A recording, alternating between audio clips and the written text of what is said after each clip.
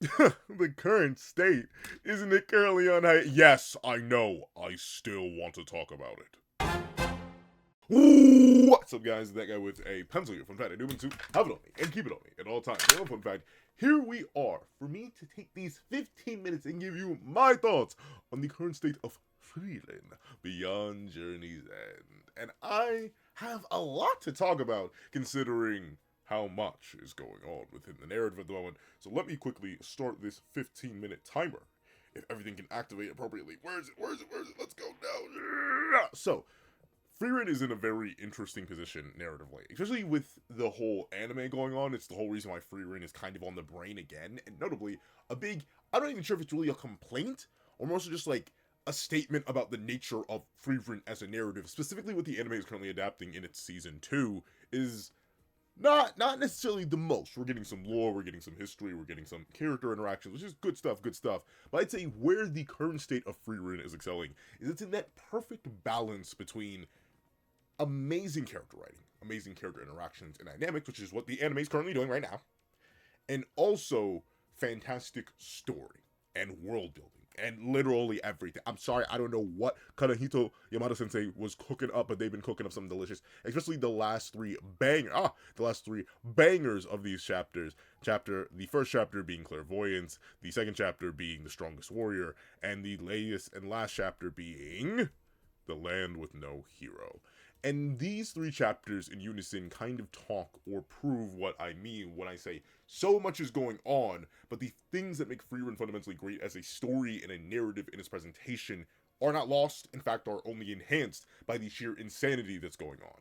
So, of course, there are three major things to break down. It is the plot, it is the characters, and it is the future of Frieren that is established within the present of Frieren right now. So, let's hop into the first one, the most complicated yet the most amazing part, the plot.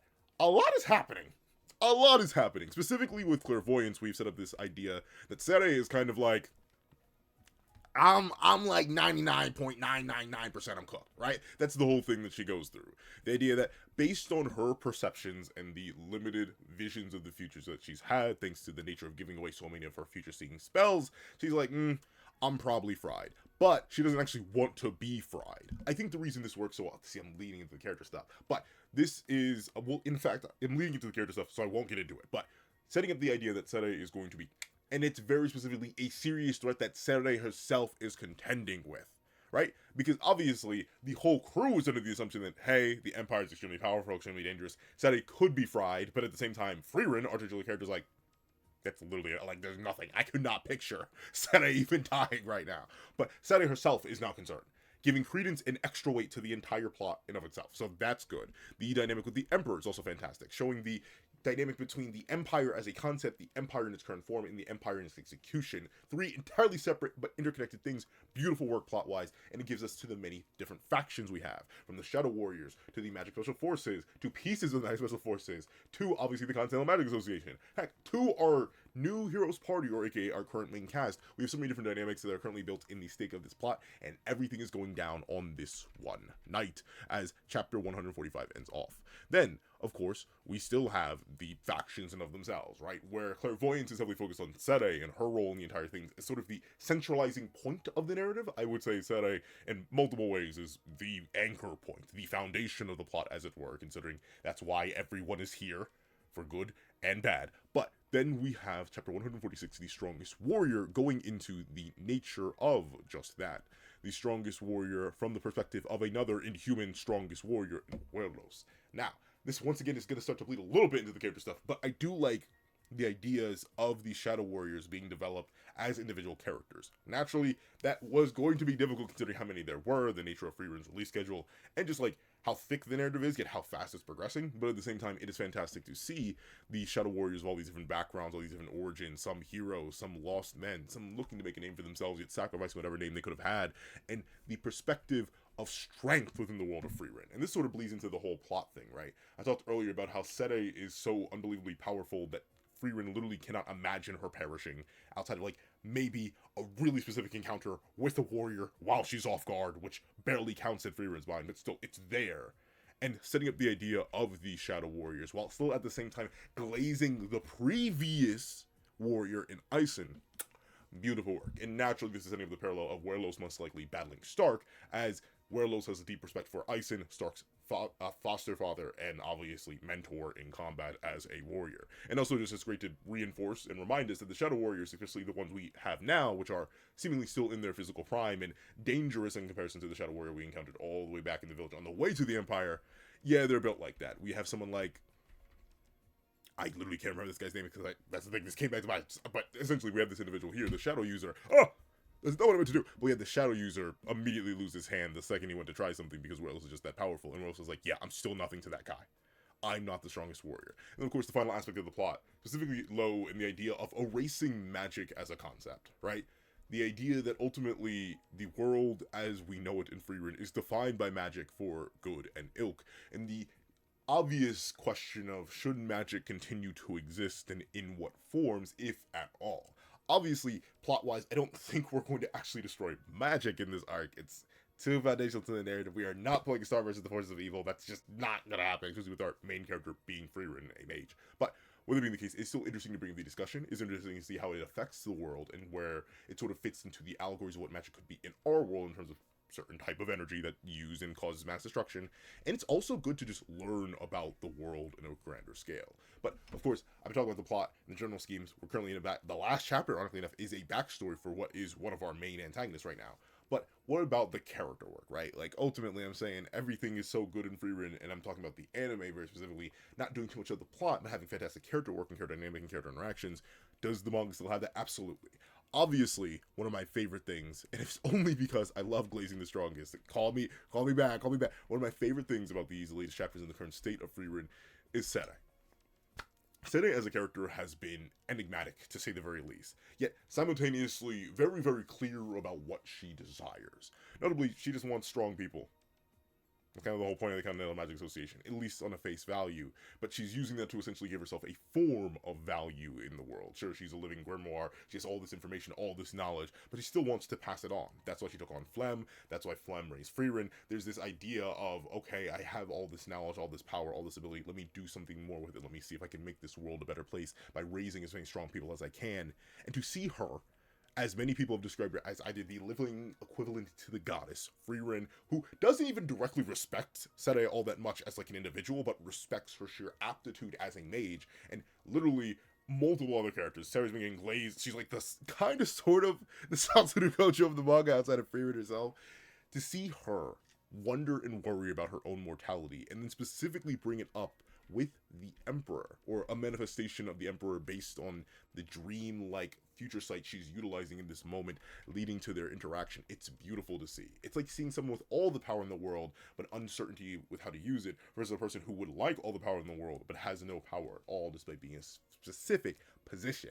Setting up that kind of dynamic, beautiful, beautiful, juicy, delicious, scrumdiddlyumptious work. I am loving it.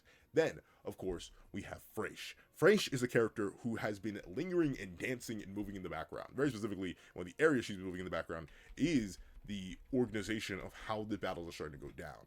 All these battles, specifically transpiring the battle between Ubel and, name I forget, and Inland, and name I forget. So these battles, and obviously the battles between the Shadow Warriors and the Continental Magic Association, all this is being overseen by Fraiche. And Fraiche is like almost puppet master dynamic, and specifically we haven't noted that Fraiche is the one maintaining a low-level perspective read over the entire empire, and started explicitly challenging her. Beautiful stuff. I love seeing the dynamics between the baby of Serie's daughter, essentially, and Flem, because remember, Flem is the reason why the entire continental, not the entire continental, but the reason the empire exists as a magical nation is because it was literally the dream of Flem, seeing the literal grandchild of Serie working in its best to slaughter Serie, or in the case of Fraiche, seemingly reinforce it. It's just beautiful stuff. I like seeing the different perspectives on magic, how it interacts, how it interferes. Speaking of different perspectives, obviously character-wise, we do have Lord Low, or as his original name is, I genuinely, seriously do not remember because I did, but regardless, seeing his relationship with magic, especially in a world like Frieren, which is so heavily defined by magic, even in the areas without magic because of the nature of the demons and the hero's party, and obviously our titular character. It's interesting to see such a stark perspective against it. Obviously, I don't think he's going to be right. I don't think he is correct that magic should be erased. But it's fantastic to see that obviously something as devious, dangerous, and diabolical as magic has such negative and drastic effects. And I also like the implication. In fact, is it even implication? No, it's just confirmed. It seemed the magic used for the war in the Southern Lands was no longer under the control of humans. This is minus. At least that's why I've read this. This is minus. The mage that this young man will then go on to slaughter. And she's the reason he lost it all. To see magic put in this position, and see specifically an elf put in a position of great seeming travesty. Obviously, this could be a demon, I may be reading this wrong, but I genuinely do think this is minus. That is fantastic to see. It's a great way to develop the characters of the world, to give the world more diversity in terms of the utilization of one of its rarest species types. Like, think about it. We know 4? Kraft, Frieren, and like 4 are alive, I think. But even then, right now, only 3 are alive, because mine is dead. So we have Serie, we have Frieren, and we have Kraft. That's it. So to see Minus get more characterization as just, not some person that Ro killed randomly with no meaning, but also someone who used magic in a way, in such a grand scale, that it would dedicate, that he would have an individual dedicate his entire life to slaughtering magic itself. Beautiful. I really like those dynamic with the world itself, right? That's a very interesting thing to do for an individual character. And then, of course, I love extremely powerful, extremely dangerous, tiny people. So Werlos is absolutely amazing to me. And very specifically, what I like about Werlos the most on a character perspective is how he ends up interplaying with these ideas of warriors that we've seen so far, and how he further pushes the idea that a warrior who is scared, a warrior who is bound by their mortality, or at least understands it, is the strongest warrior there is. And it is Werlos who has sort of lost that meaning and definition and lost that core fear, that he will always begin to exist in this shadow of the strongest warrior. Obviously, the hero's party is extremely potent and narratively important. There's no way it would exist. One of our main characters is a legacy, or not even legacy, just a member of the hero's party. But it is fantastic to see them get the glaze, and fantastic to see the world around them still be super interconnected with them. That's really cool to see. And obviously, there's the other major part of this chapter, in particular, the strongest warrior. That is Gorilla Warrior, aka... Gosh darn it, what is this guy's name? Real Slam here. What's his fake name? I completely forget his fake name. But essentially, Gorilla Warrior, right? Sign's friend.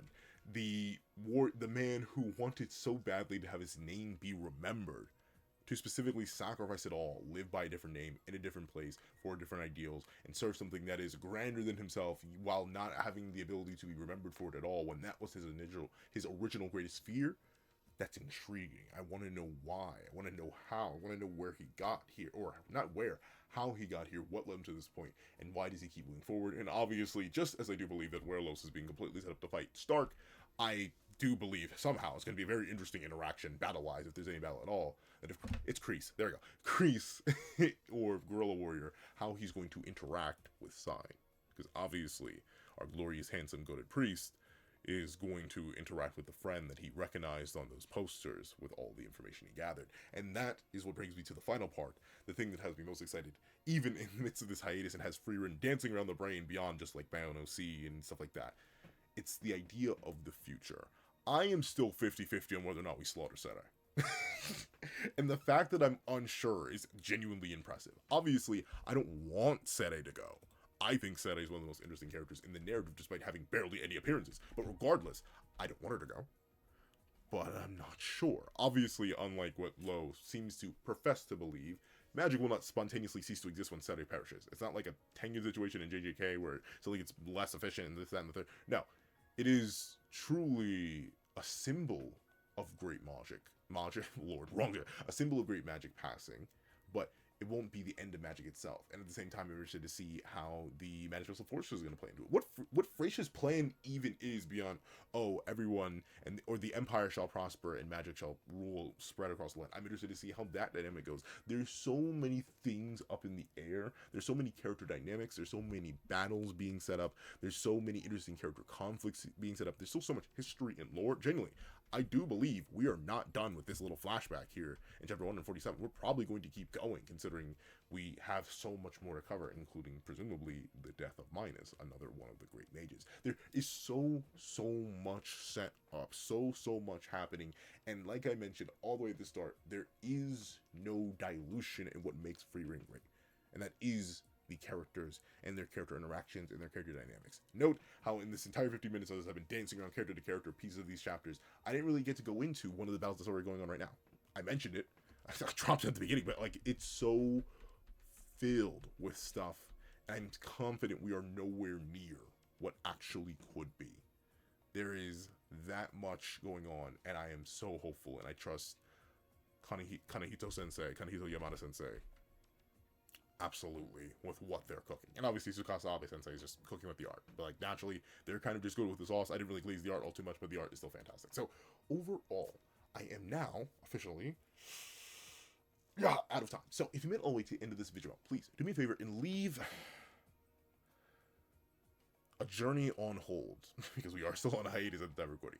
A journey on hold. I want to thank you so much for watching. Please remember to leave a like, share, comment, and subscribe. Make sure that link to notifications so you don't miss out on any videos that come to the channel. Also, you can have a Patreon below. You can support me for as low as $1, get $1 a month. You can exclusive videos, early content, and more. You also now become a member of the channel for as low as $3 a month to get the same perks and more. Some perks include the live reactions, where the series I have to review, ad-free reactions of all my videos, early ad-free access to all my videos, early ad-free access to not all my videos on the main channel, but all my videos on the second channel that go reaction as well. Link in the description down below. I drop 45-minute to 2-hour-long reaction videos every Saturday at 1 p.m. EST. And speaking of things that happen at a certain time, at the end of every single video, if you are a patron or member, you get your name listed. And if you are a $3 member or a $3 patron or higher, you get your name listed and read aloud at the end of every single video. And on top of that, I do have a link to my Twitch. That got the controller link down below. I stream every Friday at 8 p.m. EST. We have fun, we struggle for our lives, and we have a good old time. So feel free to roll through there. And finally, I do my Ko-Fi down below. If you want to drop 5 beans for a short video like this one, 5 beans for that, 25 beans for a long video. I'm talking like the hour plus stuff. But with it being the case, that's down below in the description. But now I want to thank you so much for watching. I hope you guys have a wonderful day. This is That Guy with Pencil, writing off.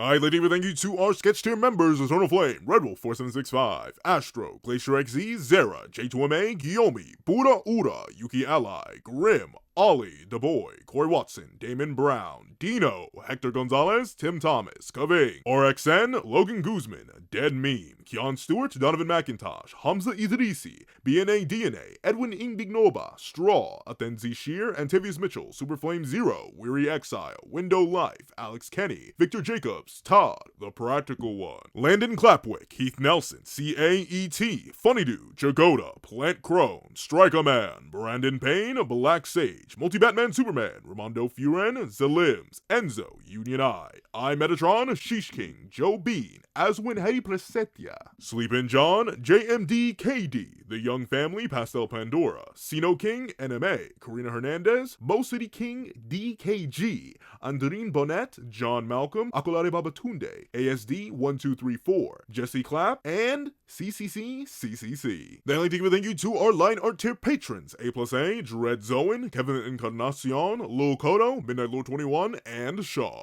Then I'd like to give a thank you to our Inc. tier members: King RTX, Shrimp of the 4th Shrimp 06, and Zom. Then I'd like to give a thank you to our digital art tier members: J Warrior, AZ Void, and Val Denison. Then I'd like to give a final thank you to our colored art tier patrons: Walkie Munoz, and A Ernesto902 at gmail.com.